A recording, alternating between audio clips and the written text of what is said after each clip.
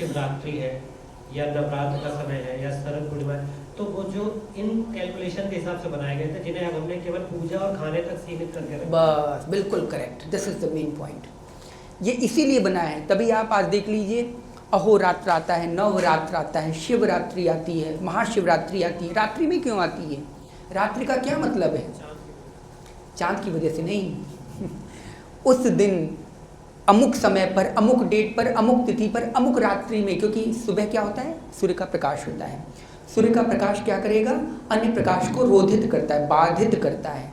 जैसे ये प्रकाश है ना, इसको आप सूर्य में लेके जाएंगे, इसका कोई असर ही नहीं होगा। सूर्य के सामने तो 0/100 है ये।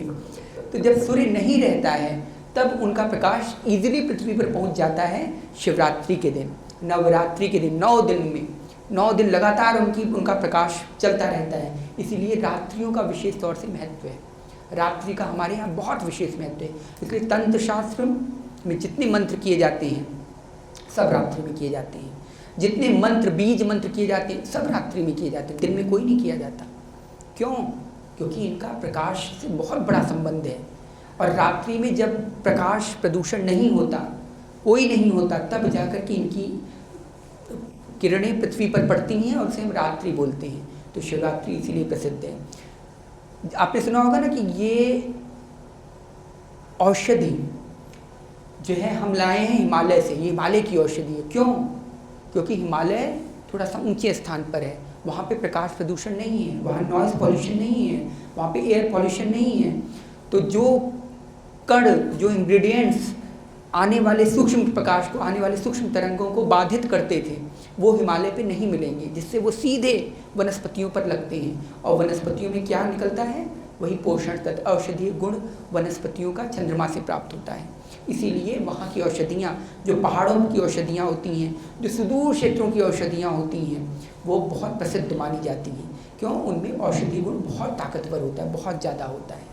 इसलिए हिमालय से जो औषधि लाते हैं उनका गुण विशेष रूप से होता है।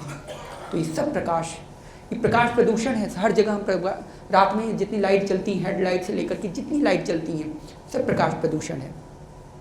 इसी की वजह से कैंसर, इसी की वजह से और भी चीज़ें हो रही हैं, लेकिन हमें नहीं पता लगता।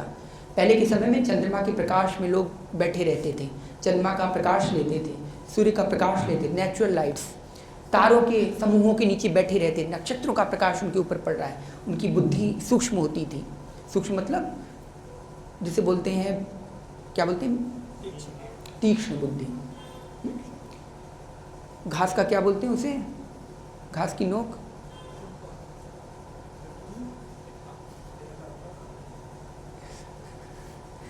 चलिए, होता है कुछ, अभी बताता हूँ, अभी याद नहीं आ रहा है।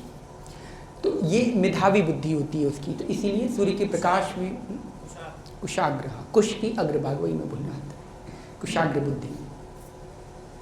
तो ये सब इसी के कारण कहा जाता है। इसी के कारण बच्चों को चंद्रमा की चांदनी में रखा जाता था, अन्य चीज़ें चंद्रमा की चांदनी में होती थी। जितने आप देखेंगे, जितने रति के संयोग होते हैं वो सारे चंद्रमा की रात्रि में होते हैं, क्योंकि उसी समय हैप्पी हार्मोन्स निकलते हैं, सेरोटोनिन और भी जो हार्मोन्स होते हैं, हैप्पी हार्मोन्स, सब निकलते हैं चंद्रमा के प्रकाश के कारण।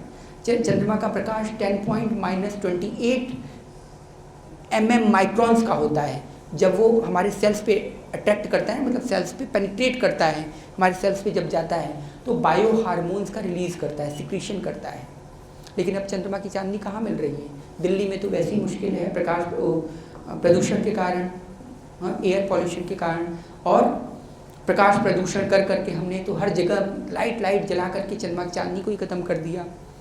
तो इसीलिए जब भी आपने सुना होगा किसी को दिमागी हालत ख़राब होती तो क्या बोलते हैं? अरे आप उसे पहाड़ों पर घुमा ले आओ, जाओ पहाड़ों पर लेकर के जाओ समुद्र के किनारे लेकर के जाओ, या नेचुरल सीनरीज या ब्यूटीज़ के पास लेकर के जाओ। इसीलिए ये नहीं सबका काम।